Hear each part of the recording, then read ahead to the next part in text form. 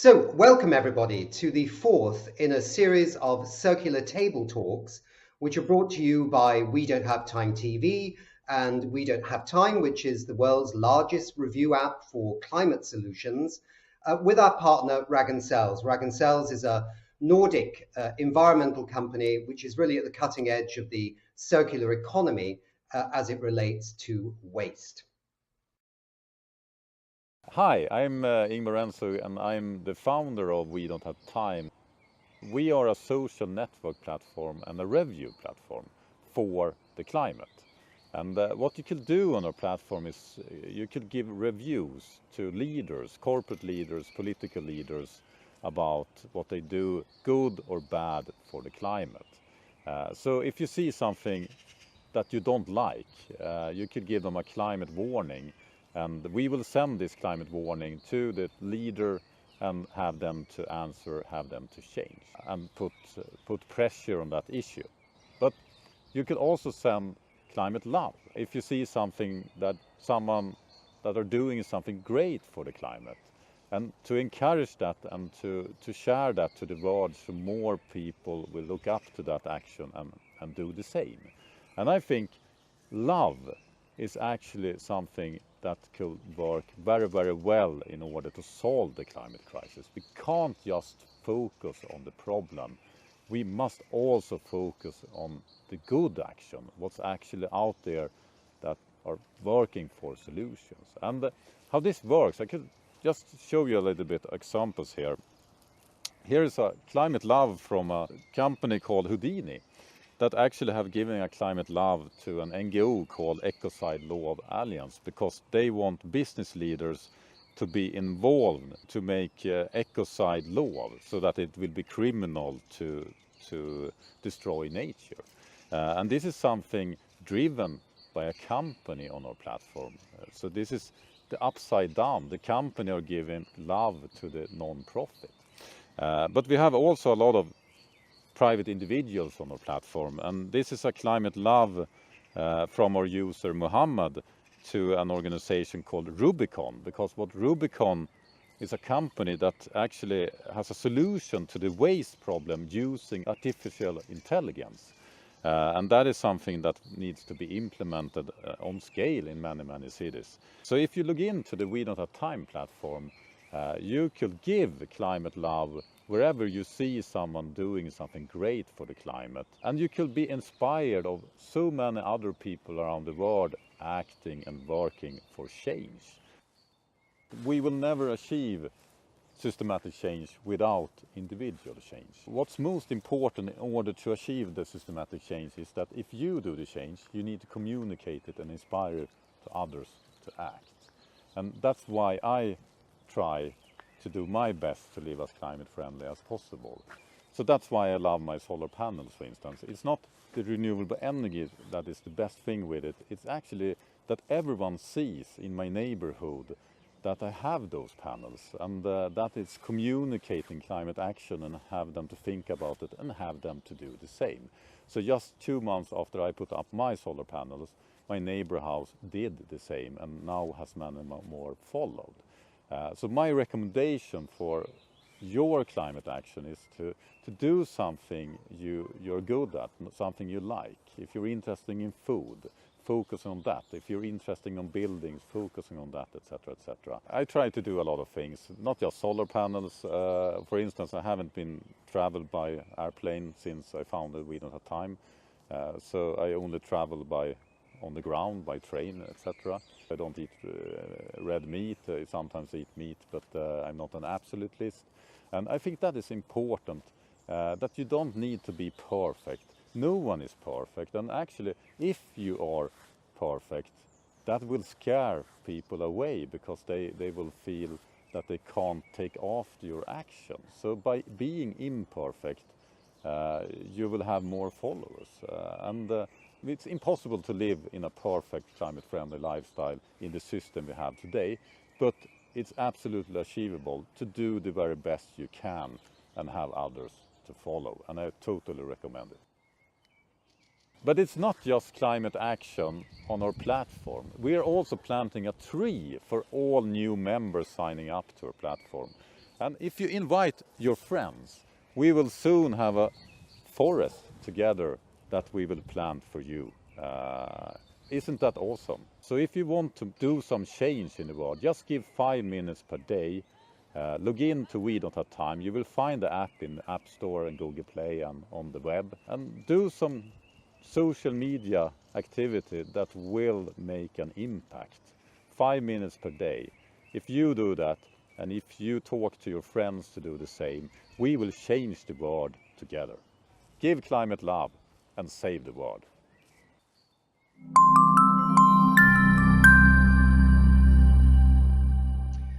Before we start, I'd like to ask the viewers and even the teams of the guests that we have on this show to download the We Don't Have Time app at wedon'thavetime.org, and you'll be able to ask questions of the guests, you'll be able to post reviews, and you'll be able to connect with a network of over 60,000 organizations, institutions, investors and startup companies and individuals who are collectively generating about 50 million social engagement every month.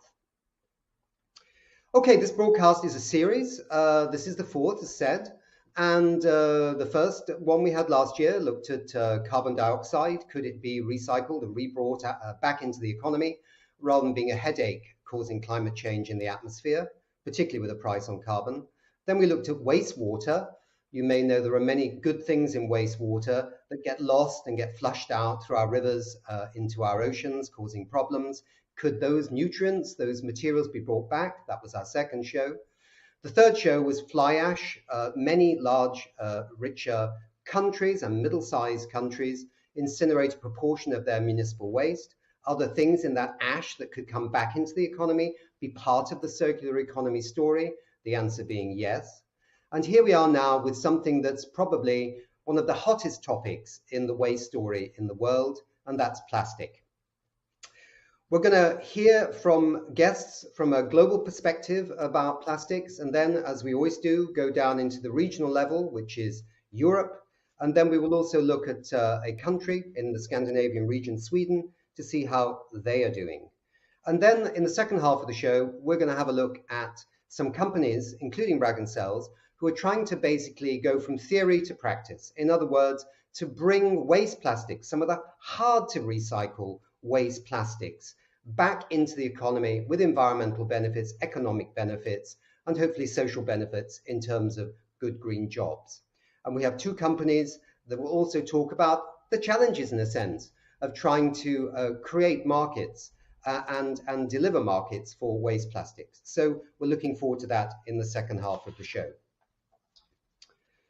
Before we start with our first guest, I'd like to go to Pär Larshans from Ragn-Sells. Pär is head of sustainability at Ragn-Sells, and he's also an advisor to two ministries in Sweden.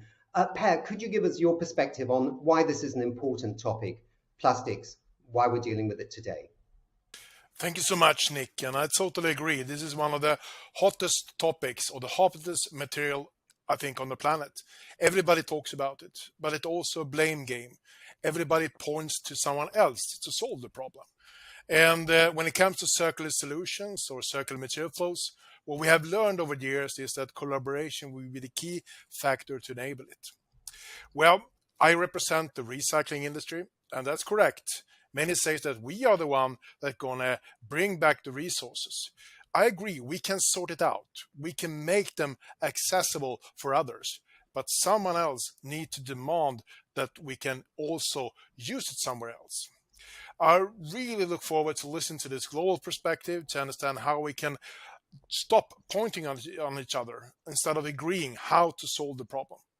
So coming back after the session and with comments, and I really would like to see that we take a new direction going forward to create the circle flows and reduce the unnecessary waste of plastics in the world. Thank you, Nick. Over to you. Thanks, Pär. So our first keynote speaker is Sheila Aggarwal-Khan, who's from the UN Environment Programme. She's director of the Economy Division, and she's based at UNEP's headquarters in Nairobi, Kenya. Sheila, it's lovely to have you on the show. We know that UNEP has been working for many years on the plastic story, trying to move nations, move the industry, move society towards a more intelligent handling of this huge global problem. And I know you've also been working on these very excellent reports with the Ellen MacArthur Foundation, the New Plastics Economy Global Commitment Progress Reports. Sheila, I wonder if you could give us just briefly at the beginning of your presentation, remind us all of the huge challenge of waste plastics and why it is a real issue that needs to be resolved. And then perhaps give us a glimpse into how your work as UNEP and with partners is trying to address this. Thank you. Thanks, Nick. So, all of us, I think, whoever's gone to the beach, you look and see plastics, whether it's plastic bags or single-use plastic bottles on the beach. But forget even the beach. Nowadays, you see it on the streets, thrown everywhere. And that's just, let's say, the tip of the iceberg. Because what you don't see are all the hidden impacts.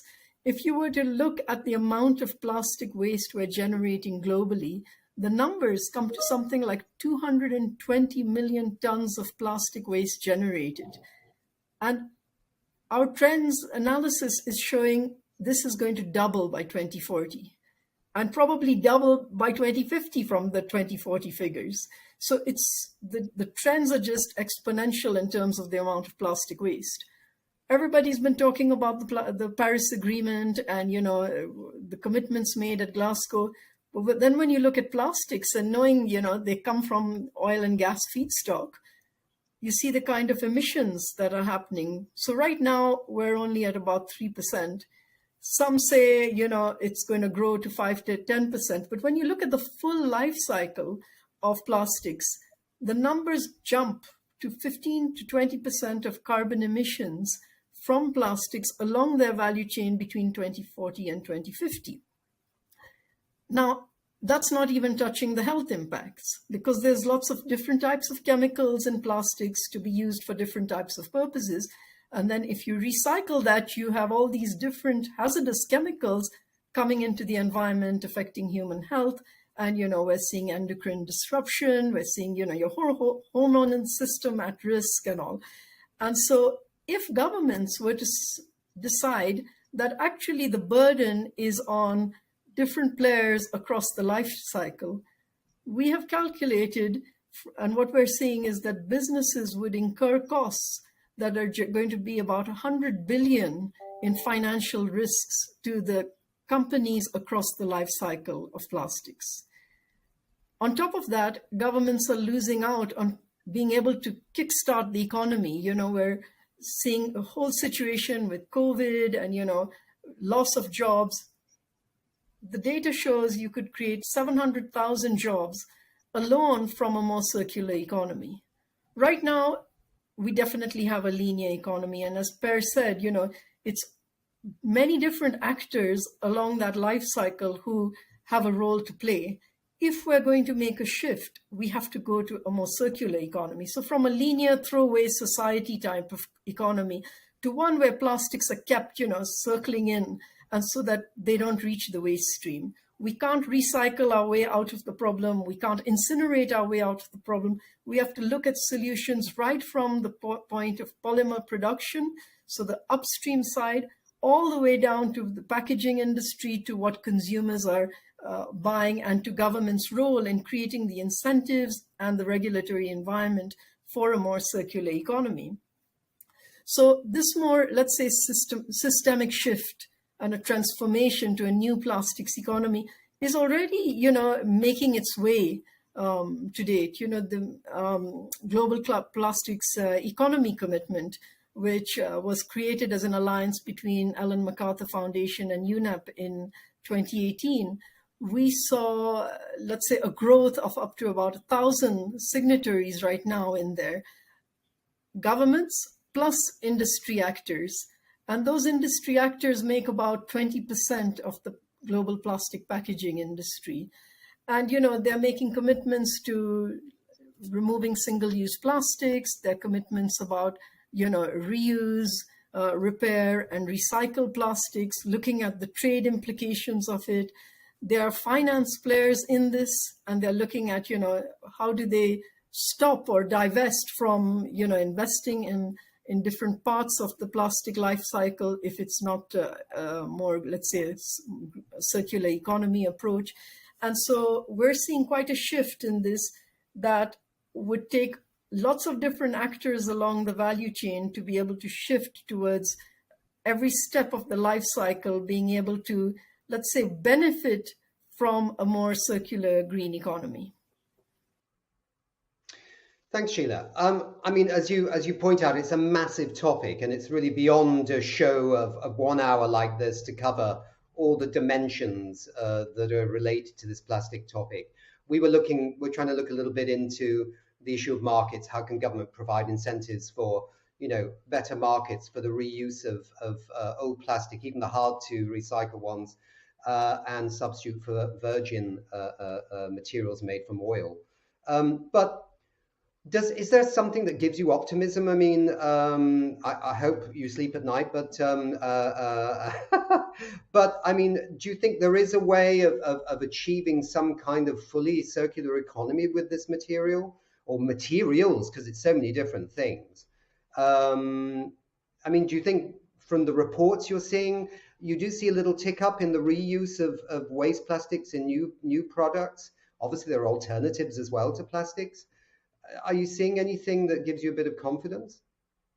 So there are some nights that I don't sleep and I think, oh my God, especially when I look at my garbage and I think, how did I generate that much plastic? It's really quite interesting, when you're trying to look at what you're producing and then you look at all this plastic packaging and you think, okay, that's not going to be recycled and that's not, and that's not. And actually maybe 2 things out of all the plastics you have are going to be recycled. That's when I don't sleep very well. But actually, there is quite a bit of optimism out there. As you may know, there is a lot of member states. I think it's 2/3 of the member states globally we're seeing, according to WWF's Plastic Navigator, are showing that they are going to back a global plastics agreement at the UN Environment Assembly, which is coming up in a few weeks. And they're going to put forward a resolution asking for an agreement to be negotiated. We're also seeing a number of businesses, and this ranges from, the polymer producers to brands and retailers to banks and to institutional investors like pension funds and insurance agencies who are investing in and wanting to look to sustainability as a key principle in their core operations. And so we're seeing a lot of industry players backing the need for a global plastics agreement. What we're seeing is that if that global plastics agreement is to take on a circular economy approach, it has the potential to reduce plastics in the ocean, the waste, by something like 80% by 2040. We're seeing governments being able to save some 70 billion between now and 2040. In all kinds of other costs that are currently being incurred. We're seeing greenhouse gas emission reductions, savings that could be up to 25% of emission reductions, a good 700,000 jobs created from, whether it's, recycling, waste management and collection, to innovations in designs of new products. and an opportunity for business, an opportunity especially for front-runner businesses. And Nick, you mentioned the whole idea of government's role and what would this mean, and the kind of regulatory environment so that the industry, has, let's say, potential for occupying a niche in a market, because actually there's a requirement to have a certain amount of, let's say, recycled content in whether it's new material, etc. And to be able to access that kind of plastic waste as feedstock from what is basically turning it into a more circular economy approach. So yes, very optimistic, because I think that there's a lot of That's the main thing. Look, Sheila, thanks really very much for your time, and thanks for coming in from Nairobi. And the line was great, so that's super. Thank you very much indeed.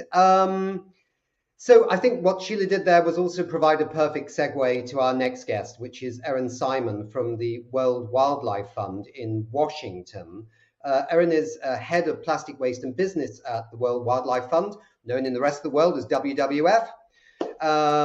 And yes, sometimes an issue becomes so global, so pervasive around the world. You think of climate change, you think of trade in endangered species, you think of the Stockholm Convention on POPs, persistent organic pollutants, that governments decide there needs to be a global treaty. So Erin, tell us a little bit more detail then, and building on what Sheila said, of what's going to happen at the UN Environment Assembly, which is the assembly of environment ministers around the world. It's it's their club, basically. This is where all the environment ministers come once a year. What are you anticipating at the end of February, beginning of March? Yeah, we're only a few weeks away from that 5th session in Nairobi. And before I get into what we're hoping to see happen at that convening, I think it's important, like you said, to talk about why these agreements are so important.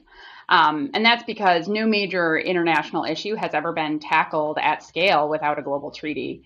And that's because a global treaty is really more than just an agreement, right? It's a symbol of international alignment on a shared threat. And it's a binding commitment from nations around the world towards this common goal of really neutralizing that threat. A treaty at this level brings together a myriad of diverse perspectives and cultures to the table. And that really ensures that the proposed solutions are in the best interest of people, all people really, not just serving the needs of more developed nations. So especially when it comes to tackling the issues that plague our planet, individual country actions are just not enough, right? Atmospheres and oceans don't really adhere to those state lines, and therefore neither can our solutions on these global issues. Touching on some of those great examples that you mentioned, another successful global treaty that is already in practice is the Montreal Protocol, right? And this entered into force in 1989. The recovery of our ozone layer is one of the biggest environmental wins of the past few decades, right? And it began with countries coming together to listen to the data. So you'll see a lot of parallels to the plastic issue. In the 70s, scientists started calling attention to this immense threat that chemicals such as chlorofluorocarbons were posing on the atmosphere, really sort of depleting the ozone layer at a pretty frightening pace. And in the decade that followed, 197 countries signed and ratified an international agreement to phase out both the production and consumption of those substances. That global collaboration as a part of the Montreal Protocol continues to protect our atmosphere today. And there are just indicators that our ozone is actually now healing, which is great. You can also look at CITES, which is the Convention on International Trade in Endangered Species. That entered into force in 1975 with 183 countries signed on. Almost 50 years later, that treaty provides critical protections to almost 36,000 of our most vulnerable plant and animal species. And especially in an age where the transfer of zoonotic diseases at the top of everyone's mind, we already had this international agreement in place to crack down on the illegal trafficking of endangered species, and that's been vital, right? So without a global treaty in place, there would be no alignment between countries on how to tackle those hard issues. If we didn't have that unified approach today, we wouldn't have been able to face those issues at scale like we have been. And of course, we're talking today really about plastic. Sheila opened up with a lot of the impacts of this crisis that's become this ever-growing challenge that's emerged today at the top of the environmental agenda. We know there's a lot of plastic entering our oceans every year, about 11 million metric tons. That's about a dump truck a minute. It's impacting species and communities around the globe through ingestion and habitat destruction. And of course, we're on track, as Sheila mentioned, for growing numbers in the coming years, right? If we don't change the path we're on, if we continue business as usual. And we know that this isn't just an issue that's in one place. It's not limited to one region. It can be found everywhere, definitely on your sidewalk, Sheila, but also like all the way down to the depths of the Mariana Trench. So this issue doesn't belong to one region of the world. So therefore, if we're going to tackle the issue at scale, we need countries around the world to rally together for a solution. We simply can't depend on country-level policymakers to come up with individual solutions, especially if there's no agreed-upon international method for calculating discharge rates by country. To move a dial on a crisis, we need to be able to measure the same way in each country and make sure that's aligned. So if we can establish those metrics in an international agreement, for example, we can establish even just a baseline for progress, right? And that common framework and language if we don't have that, it really can limit our ability to problem solve at the speed and scale we need. And the same is true for business, right? We have seen in recent years that many of these large influential businesses are stepping up, right? They are doubling their initiatives to fight plastic waste, their goals, their targets, and yet plastic pollution continues to grow. So the problem is that these voluntary initiatives often lack sufficient support and scale to drive that meaningful systems change. And again, that lack of basic harmonized data at global, national, and of course, business levels limits the ability for us to even monitor the progress and evaluate the effectiveness of those measures. So what we need is to create better enabling conditions that will allow these businesses and policymakers to be successful. What we need, this is where like the global treaty can come in. An international treaty on plastic waste would coordinate stakeholder actions and help solve the global plastic pollution crisis at scale, addressing challenges stemming from the transboundary nature, really, of supply chains and waste streams. It would drive innovation and infrastructure development while supporting the development of those harmonized standards, common metrics, and methodologies. And then that would allow us to have global and national targets. So that really brings us back, right, to this upcoming 5th session of the UN Environment Assembly, which is taking place next month. And it is our hope, right, that all of that support and momentum that we were just talking about will lead to this convening of the 193 member states to agree to a debate this global treaty for plastic pollution.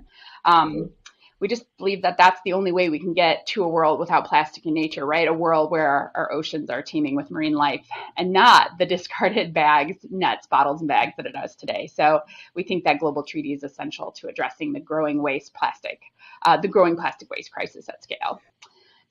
That's great. Thank you very much for that. And a small question with a big question, sorry, but a short answer. Who doesn't want a treaty on plastics? Would there be a certain sector of industry that might not be so keen? You know, I think that there has been a large support even from oil and gas that we have seen, but what they want in a treaty is different from what I would say we need in a treaty. We need a treaty that addresses the whole supply chain, that looks at reductions from source all the way to redesigned, all the way to investment in waste management and infrastructure and recovery, right?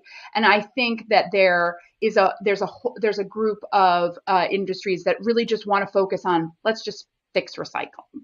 And I feel like while that's an important piece and really valuable in creating a circular system for materials, it's just not enough. Yeah. And so we need that global coordination across the entire value chain. Super, Erin. Well, look, thank you very much indeed for being on the show. And best of luck for all the great work you're doing for this treaty in late Feb, early March. Hopefully early March we'll get a result. Yeah. Thank you very much indeed.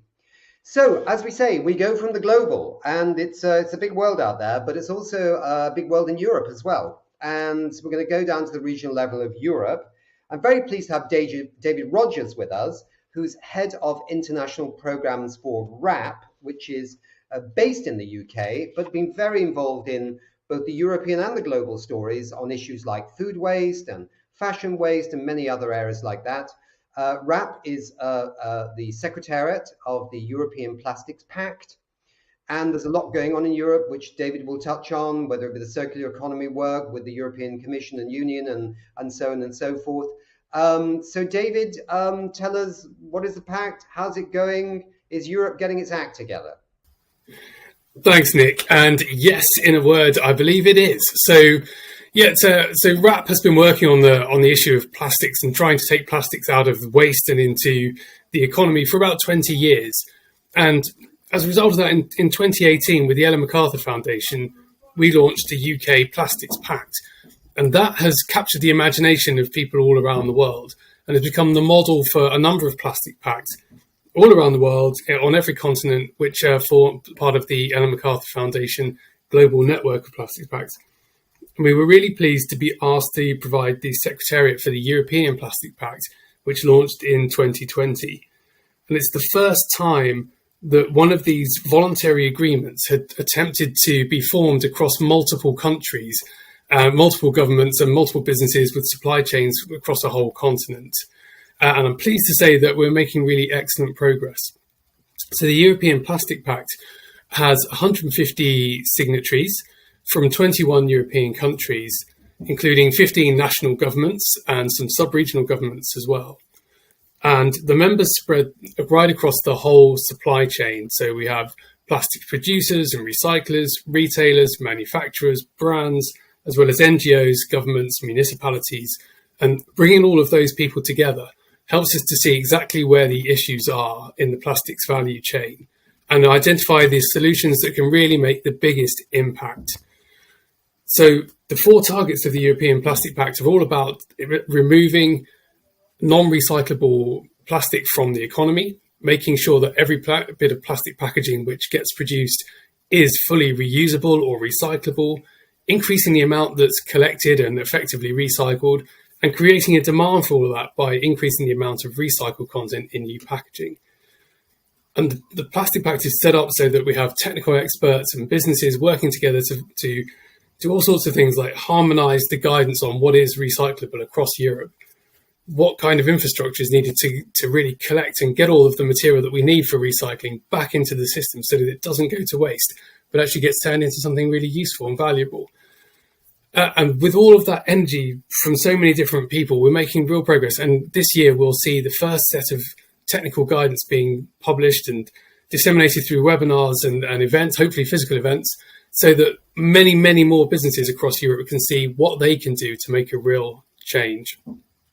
And we know from the UK experience, we're a few years into the process in the UK, but we know from our measurement of progress that we've been able to take over 1 billion items that were non-recyclable and make them recyclable, take over another 1 billion items completely out of the market altogether. These are big numbers that make a real difference to the world.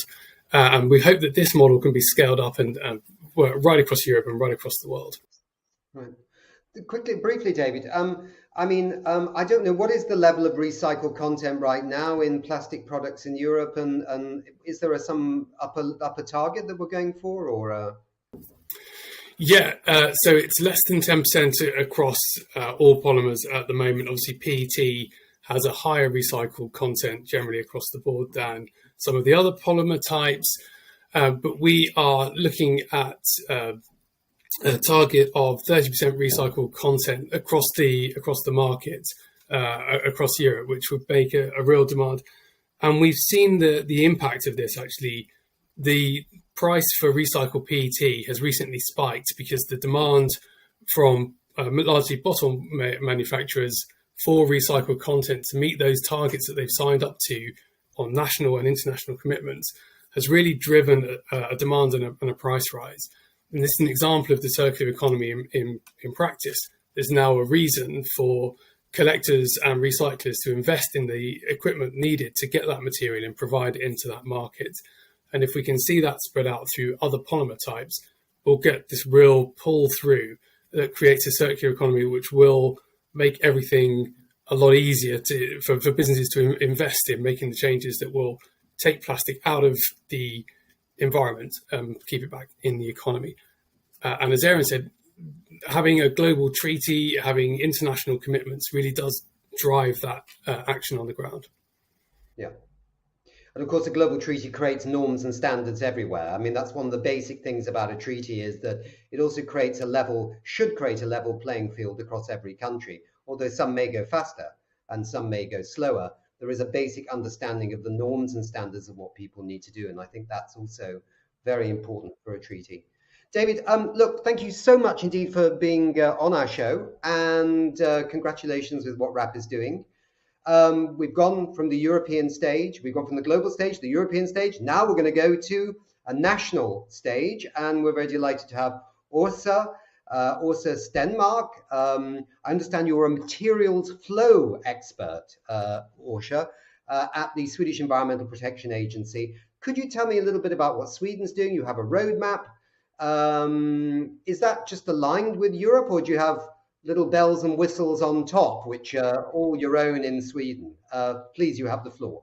Thank you so much, Nick. Thank you for letting me present our roadmap. So what we do have some bells on the top.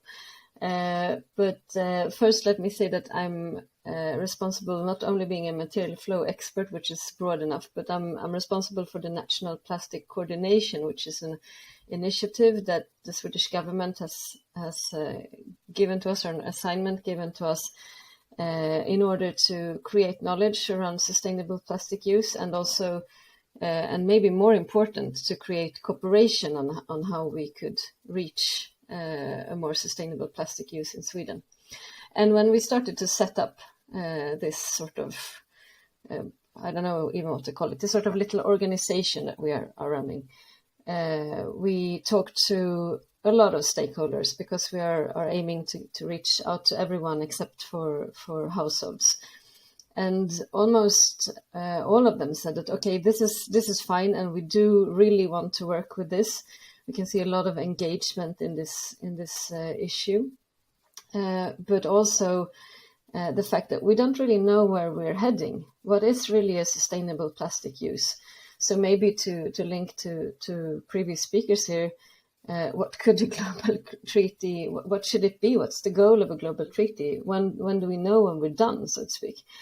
And to be able to answer that question, we thought that this roadmap, a common goal and a roadmap for how to get there, was a good way of sort of aligning all kinds of Swedish actors, both private and public organizations, and everyone that want to could basically use this roadmap. And so we have come up with, we launched last year in May, and we have a common goal, which is one sentence full of all the buzzwords you need when you talk about sustainable plastic use. And that is plastic use in the right applications, in resource efficient, climate effective, non-toxic and circular flows, and of course with a minimum of leakage. So yeah, all the buzzwords, right? But to make this more graspable, we have also divided our roadmap into 4 different, what we call effect areas. And they are production and raw material with the least environmental impact as possible, resource smart usage, reduced plastic leakage into nature, and then of course significantly increased and high quality material recycling. And I think it was Sheila who mentioned that we cannot only work with only recycling in a treaty, for example. We need to work with this whole sort of range of solutions in order to get there. And this is also the main message from us, that please look into the roadmap. It's also available in English, actually, by the way, if you're not that familiar with Swedish, which is understandable if you're not. And look into it, find some inspiration, and we are pretty sure that everyone can do something from their point of view or their perspective to be able to help out on this way. Mm. Do you have a target also in Sweden for the amount of substitution of, say, virgin plastics in products? Is there a... No, we don't. We have targets, common EU targets on recycling, on packaging, and on construction and building and construction materials, for example. We do have, which not all EU member states have, a goal on reusable packaging.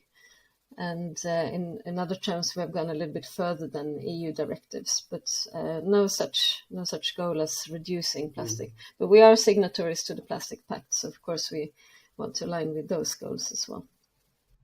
So my last question on this area before we go to the next section of the show is, so is there some process within the European Union to set a target on what proportion of plastic products sold will have a recycled element? Is there any process in the European Union, at the Commission, whatever level, to do that? I believe there are two different ways of doing it, and I think it might be happening on both. So the first one being the packaging directive, and actually Swedish government tried to suggest this in the national legislation of a goal of 30% of all packaging, but not food packaging and medical packaging because those are special. But then there's also the EU products initiative and products legislation revision going on, and maybe we will see similar things on other product groups. We've done a little bit of an investigation on that in Sweden and found out that this is a really good policy instrument. It sort of drives the market, as also David mentioned, it really drives the market. But it's sometimes kind of hard to set the right level, and also we found out, for example, that in construction products, there are other legislation that you then also have to revise in order to make it possible to put such goals from a national point of view. But I think it will come. Thank you very much indeed, and thanks to all the guests that were in the first half of the show. And that was really fascinating. Thank you very much. You're all very welcome to stay on and listen if you wish to, or if you've got to do something urgent, then that's fine. Thank you very much indeed. Now we're going to hear from three companies. We're going to hear from three companies who are really working at the cutting edge of trying to make this circular economy work, including with difficult plastics, which in the past perhaps have been somehow hard to take from the waste stream and then turn into material that could be brought back into new plastic products. And that's one of the companies here. That's Ragn-Sells we're going to hear from. And then we're going to hear from two other companies, ESE and Scanlux, where they are, in a sense, using some of the harvesting of this new process that Ragn-Sells has, but also have their own deep insights into this complicated topic of how you create a circular plastics economy. And I do want to hear about plastic raincoats versus plastic bottles at some moment, gentlemen, and also other interesting stories about the complexity of our waste streams and our supply chains and so on. But first, before we go to that, we've got a message from the Danish Environment Minister. That's Lea Wermelin. She's the Environment Minister, of Denmark. And she was actually in COP26 in Glasgow. And this interview was recorded with her on plastics, and also calling for, in fact, more markets for waste plastic products. About half of the world's total carbon emissions and 90% of its loss of biodiversity is caused by the extraction and processing of natural resources. Ultimately, the products we use become waste. It is imperative that the throwaway society becomes a phenomena of the past. We need to reduce our amount of waste and limit the use of natural resources by transitioning to a circular economy. We can all agree that the way we currently live our lives is not sustainable, but the changes we all want and need to see are not easily implemented. As an example, let us look at plastic. Plastic is used abundantly for its versatility and durability and can occasionally be the greener solution. Wrapping or packing certain food items in plastic packaging increases shelf lives and thereby reduces food waste. However, plastic is currently overused, and much of it ends in our oceans, our forests, and in our streets. The incineration of plastic waste is the main source of carbon emission in the waste sector in Denmark. As the Minister of Environment of Denmark, I'm doing my utmost to change this regrettable state. we're working on exceeding the already ambitious plastic policies. The plastic challenge does not respect borders and cannot be solved by any individual nation state. We need to collaborate internationally, and I've promoted for Denmark to take an active part of the initiation of the European Plastics Pact. In this pact, countries and businesses are leading the way with clear and ambitious goals, focusing on design, responsible use, recycling capacity, and the use of recycled content. What we need is to work faster, collaborate more, and share our experiences. That is what the European Plastics Pact is all about. Another successful example of cooperation between public sector and business sector is the Danish climate partnerships. The Danish government has initiated 14 climate partnerships with the business community. The purpose of the partnerships was to establish a 2030 vision for the sector's contribution to the national target of 70% carbon reduction. My vision is for Denmark to be a front-runner in finding solutions for sustainable transition of our society. And I believe it is possible because of our strong collaborations between the Danish government and the Danish business community. We have public-private partnerships around the use of plastic in the following 4 sectors: agriculture, construction, food services and retail. These are all sectors with the potential for increasing recycling and reducing plastic waste. The partnerships are voluntary and raise the bar by setting goals specific to each sector. Additionally, we have set a goal of reducing waste from takeaway packaging by half before 2026. I hope that these public-private partnerships will set a tone that fosters an entrepreneurial spirit, creating novel and creative technological solutions for a greener and cleaner world. And I intend to deepen the already existing fruitful public-private partnerships and hopefully develop new ones in the future. Because I believe that collaboration and exchange of knowledge is the key to succeed in building a circular economy where responsible use of natural resources spans the entire value chain from extracting to reuse and recycling for the benefit of all of us. Thank you. Well, thank you very much indeed, Minister, for recording that and being on our circular table talks. Now let us turn to Massimo Forti, who is the CEO of Ragn-Sells in Denmark. Massimo, will you tell us a bit about this Fair Plastic initiative that you're involved in? And also tell us a little bit about this new process that Ragn-Sells has developed to try and deal with maybe some of these harder to bring back waste plastics. How is that going? And where do you see it developing over the months and years to come? Perfect. Yes, thank you, Nick. Of course, like 5-6 years ago, we started dealing with a lot of plastic coming from packaging waste. And we said, how comes every time we reuse this organic waste, we produce a lot of plastic that actually goes only for incineration? And so let's see if we can start to a journey to recycle that. And that was actually, from a technical point of view, very complicated. It still is complicated.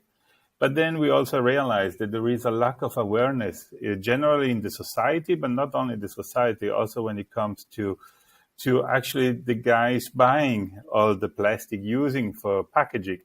That there is a huge difference between plastic that has been recycled for the past 30 years because it is closed loops or a very monostream clean plastic versus the one that we remove from the food waste. So in order to start that campaign and increase awareness on that, and of course also the demand, we prepare a short video that I hope you could show now that explain very, very good what is the idea behind Fair Plastic. 50% of plastic packaging must be recycled by 2025. Since day one, the linear economy has postponed the very consequences of our plastic production and handling, leaving us with a mountain of problems. Of all the plastics ever produced, we have only managed to recycle 9%. 12% is incinerated. The rest is left behind somewhere. And the mountain is growing, with an expected doubling of plastic usage within the next 30 years. In Denmark, 30% of all plastic waste is recycled. It's clean and uniform types of plastic waste that has been recycled in solid processes for decades. It's all good, but it's clearly not the answer to the plastic plague. The vast majority of the global plastic waste is mixed and dirty.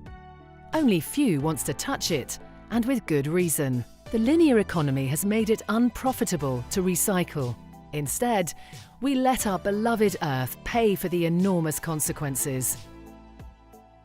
In the EU, the total demand for recycled plastic is less than 10%, and guess from which source? That's not fair. We have to ask ourselves, where would all the remaining plastic waste end up if we also demanded this resources to be used in the new plastic products? There is no need to throw money into the ocean or burn great resources. Fair plastic is a mechanical recycling of these untapped resources. And with strong partnerships and value chains, we can ensure a safe way back for these resources into all kinds of new plastic products. The result is a sustainable circular solution, creating huge CO2 savings. But the effort is worthless without your demand of this recycled plastic. In fact, there's no point in collecting or sorting plastic waste at all if it only leads to a dead end. Don't be the missing link in the crucial circular process. The challenges we've created together, we must also solve together. Ask for fair plastic today and buy your own plastic waste. Again, and again, and again.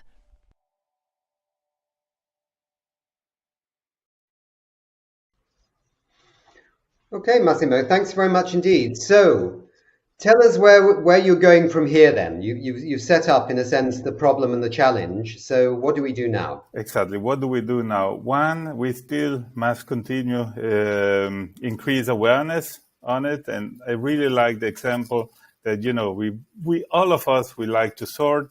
We have an opinion about it. When we go to the shop and buy any kind of toilet brush, we look for the cheapest one and not for the one made of recycled material. And that's a responsibility that all of us we have. But saying that, now there is still one big journey that remains. And actually we have to look to that into two perspectives. When we work with recycled plastic, the one we just showed in the video, this product is not as homogeneous as virgin plastic. What does it mean? That we have an entire plastic industry that actually must be willing to change the entire way of producing, the entire setup. They have to do actually huge investment in order to be able to use this non-homogeneous product. So a shift within the plastic industry from the one point of view. At the same time, there is a need of a change in the legislation, because although the plastic industry may be willing to use the plastic, the waste, or the plastic that comes from waste, they may perhaps not allowed to do that. Today, many of the plastic producers are actually not allowed to work with plastic from waste. So we need actually to highlight or to change our rules, or to find a simple way to allow many more players in the market actually to use the waste plastic or the plastic from waste. And that's still a challenge. Yeah. So, Massimo, but you've developed some way of getting some plastic back, which was not coming back before, right? I think it's a mechanical process with pellets. Why is that special? Is that a step in the right direction, do you think? I think that is for sure a step in the right direction. We have succeeded in producing some pellets that can be used. It can be used in a loop that is coordinated. Now I know the next two companies, they will go more into detail about it, because they know how complicated it is. So they have to adapt themselves also in how to use the pellets that we produce. Mm-hmm. And the pellets you produce come from where? What is the waste that you're bringing back to the economy? We bring back all the packaging that is around the food waste. The waste that is normally not sold in the shops comes to us. We use it to produce biogas. But the byproduct is both glass, metals, and plastic, mainly plastic. And this is what we want to recycle instead of sending for incineration, which is the norm today. Right.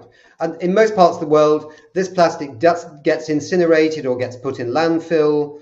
And with the technique you've got, there may be a way of spreading this culture of a new way of dealing with that waste to improve, the circular economy rates in Europe, but maybe even further, yeah? I believe yes, and I haven't found any other doing this process so far. So yes. Yeah. Okay. Well, thank you very much indeed, Massimo. And let's now go to Morten Cortsen, who is the CEO of Scanlux in Denmark. Morten, we had a little chat the other day about some of the products that you're making and some of the circular principles that you're incorporating into your plastic products. Tell us a little bit about the products you make, and also tell us a little bit why is it such a good idea for PET bottles be turned into raincoats? Sorry, I just had to ask you that question because I think it's rather fascinating. But tell us about it, and tell us about this process that Ragn-Sells has got. Is it useful? Is it helping you with target setting? Thank you very much, Nick. For us, it's extremely useful. Primarily, what we do is we're selling garbage bags for households and municipalities, and we have always been using recycled plastics, but in a different shape than fair plastic, meaning we pretty much used whatever waste was available. Right now, what Massimo and Ragn-Sells is doing is they are bringing out an even deeper layer of difficulty to the market, meaning that they take out some plastic that was usually burned, they take away the food waste, and they make pellets that we can use. However, as Massimo said, it's not easy. Right now, we can only use a certain percentage in each bag. However, that number of pellets in percentage being used is growing rapidly. We started up at around 20%. We're now in the direction of 40, 45, even 50, depending on the product range. The reason why we adapted the pellets from Ragn-Sells, besides the environmental factor, besides the good marketing issue, because in our perspective, environment is also marketing. We have to distribute the communication in order for this to grow in the right direction. One of the reasons that we took in this product is because the story of circular economy, I used to refer to this as religion. There are so many different ways of understanding and interpreting this. And that is why the add-on from Ragn-Sells is for us just another chapter in the story. It may not be perfection, but it's guiding us in the direction of perfection. Meaning, Ragn-Sells supplies us with things that stay circular. Meaning, if it and this is the way you made the introduction with the PET bottles and the raincoats, just to get that well clarified immediately, is the fact that when, let's say, me or my wife goes down to a shop in the nearby city and buys a raincoat, and it says in the window, made from PET bottles, then in general, we believe that we're doing a good job. However, what we're doing is we're taking PET bottles out of the PET bottles waste loop, meaning that when the raincoat is no longer of use, we bring it to eventually getting burned. If we, instead of buying that raincoat, we're not buying it so that the PET bottles could remain PET bottles. Then the circular flow would be even better. Because a PET bottle, don't get me on the numbers, but instead of just being reused 7.8 times, then we can now go up to 14% if we don't use PET bottles for anything else than PET bottles. So if plastic is made for a garbage bag, it has to die as a garbage bag, not as a raincoat or something else. Yeah, I'm glad you said that, because I think, the average consumer out there is pretty confused. And if they see something like a raincoat made out of PET bottles, think, oh, I'm doing a good job. I'm now buying a coat made out of this, rather than something that's made out of, something else that they think is more environmentally damaging.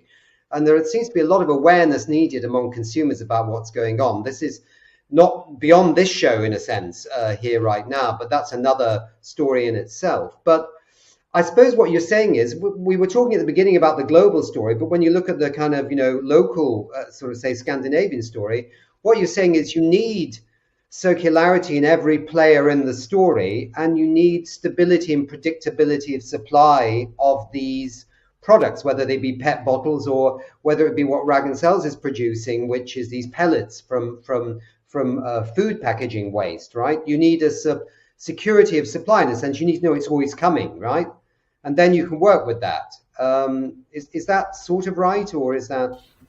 It is right. I mean, from our perspective, now in the beginning of this show, there were some global points of view, which are great. They have to go down the life cycle and end up by the consumer.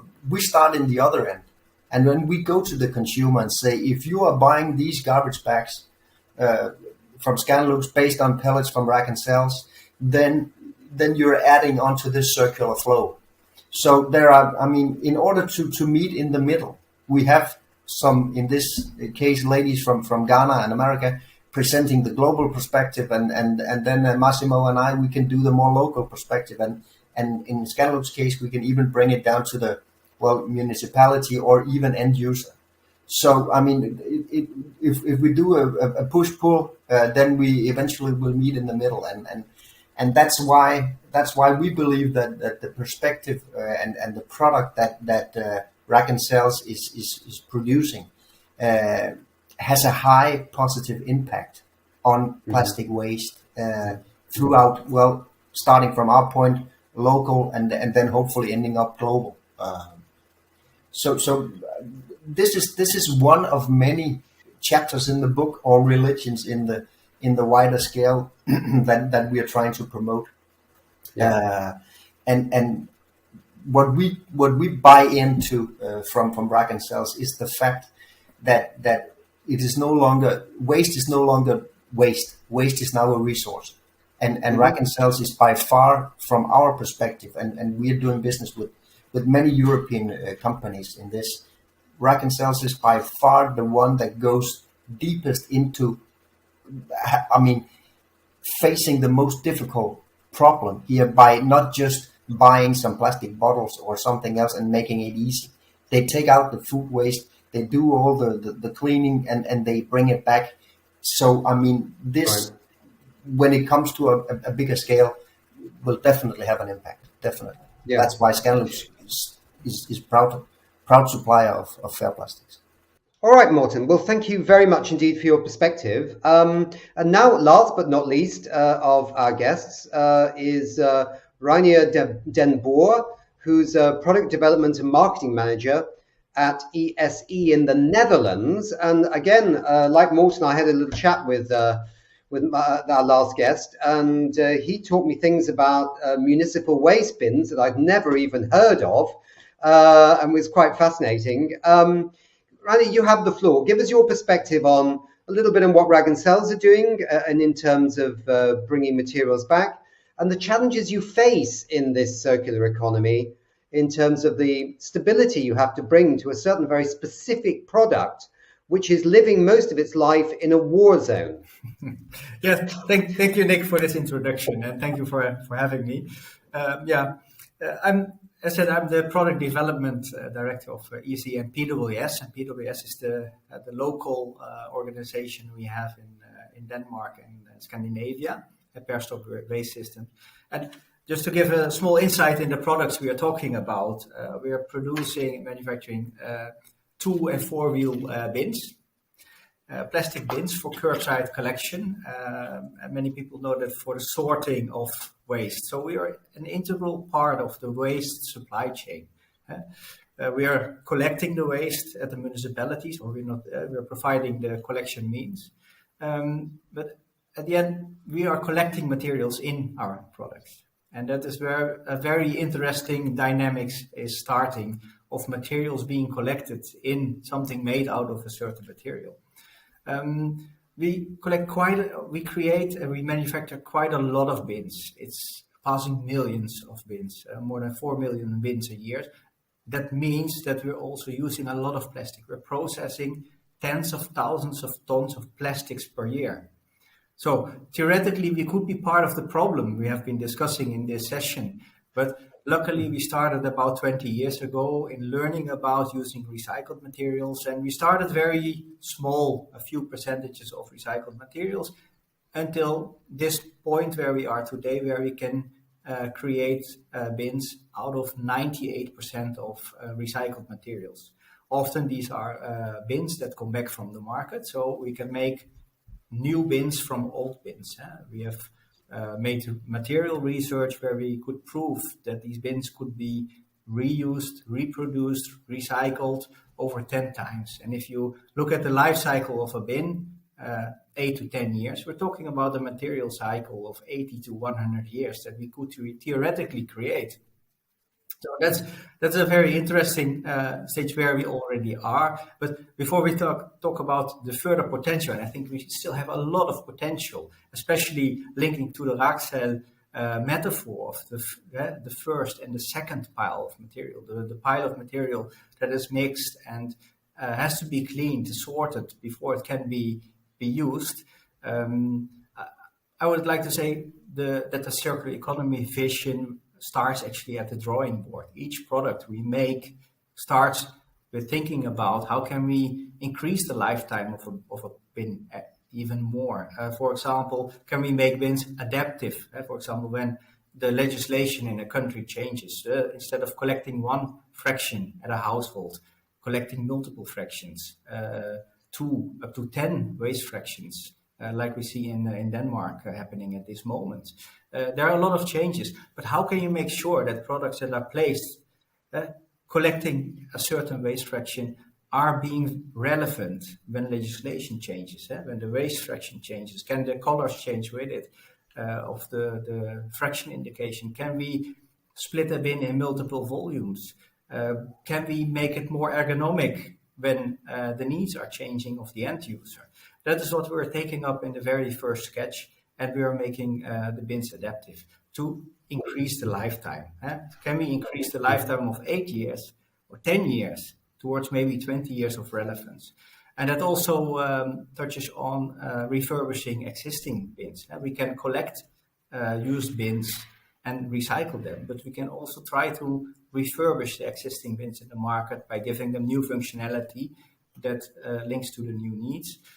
When we cannot do that, can we at least repair bins that might be broken? We are in a very, like you described, Nick, these bins are operating in a war zone. It's plastic against steel and hydraulics of the trucks that are emptying these bins every day. So we have a lot of mechanical requirements on the materials that we use. So it's not easy to find just the material that is suitable for this job. But when a bin breaks, can we repair it? If we cannot repair it, can we reuse parts like the wheels or the axles and bring them in new products back to the streets?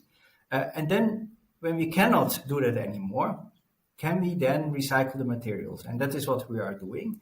But that's just, that is where we are now, but we are touching on the first pile. We are using homogeneous material of bins. And the challenge is there to use the second pile. Like Massimo already explained, Ragn-Sells is focusing on the second pile of fair plastics. And we started cooperating there. And that is also what was said completely in the beginning by Sheila. We have to seek for cooperations.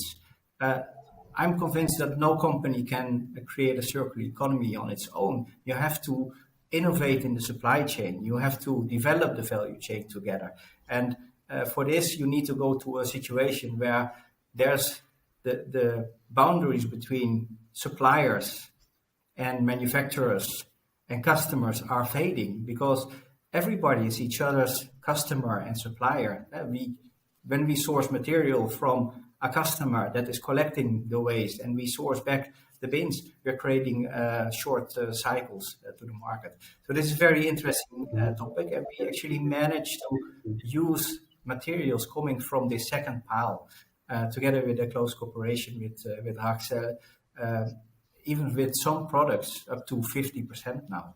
And that is really impressive, because when we started this, we said, oh, we really have to start with baby steps. We really have to research and discover what is possible on an industrial level, because we are talking about industrial production. And these materials, we cannot use any material. We can use a certain type of material in these products to deliver us the mechanical properties that we need for this environment. And we managed to step by step develop that material into something that is very well usable in this type of products. And I think what is maybe even more important is that we can create a very tangible circle where materials are collected at households in a region in Denmark. They are processed in Denmark, and we can create products that go back to that same region. And then we can explain to the people why their effort to sort these plastics really matters. And then we can, we can adopt this kind of material into a material chain that, can last for decades. And that is our shared vision, let's say. Yeah. No, I thought it was really interesting what you were saying, and that you can't really muck around with these bins. I mean, in Scandinavia, they're sometimes facing temperatures of -18 or even colder, and if it's the wrong material, or if it hasn't been the wrong kind of plastic, hasn't been tested, they crack and break, and you don't want that, because then you've got a mess all over the streets. But as you said, you opened up your eyes to the idea that basically maybe Ragn-Sells had plastic pellets that came from a different kind of plastic to what you normally use, and a different way, blown plastics versus molded plastics. Is that right? I have to get this try and right in my head. But whatever it is, you were basically saying this waste stream of plastic, we don't really use that. Ragn-Sells are saying, well, actually, yeah, we've got pellets that come from that waste stream. You're thinking, oh, hold on a second, but we normally use this plastic, but let's give it a go. And I think it's that kind of, leap of faith as well in testing something new that maybe then sets a challenge to other companies in this sphere to say, well, maybe we should see, maybe we can use it too. The old ways don't have to be the new ways. Mm-hmm. Yeah, these types of materials challenge everybody in the chain. There's no easy way. There's just a way of trial and making steps. And like you said, the packaging materials are often, for example, bottles, milk bottles, shampoo bottles, often blow molded materials, and we are using an injection molding process. And you have to imagine that in a blow molding process, you basically create some kind of a balloon shape to create a bottle, and you need certain process characteristics for that. And if you make an injection molding product, you actually need the material to flow like water. This is completely different kind of materials that we use, even though the name is the same of the material. Mm-hmm. And that is giving a lot of challenges to us, both in mold techniques, processing techniques, building experience, but also in the interaction with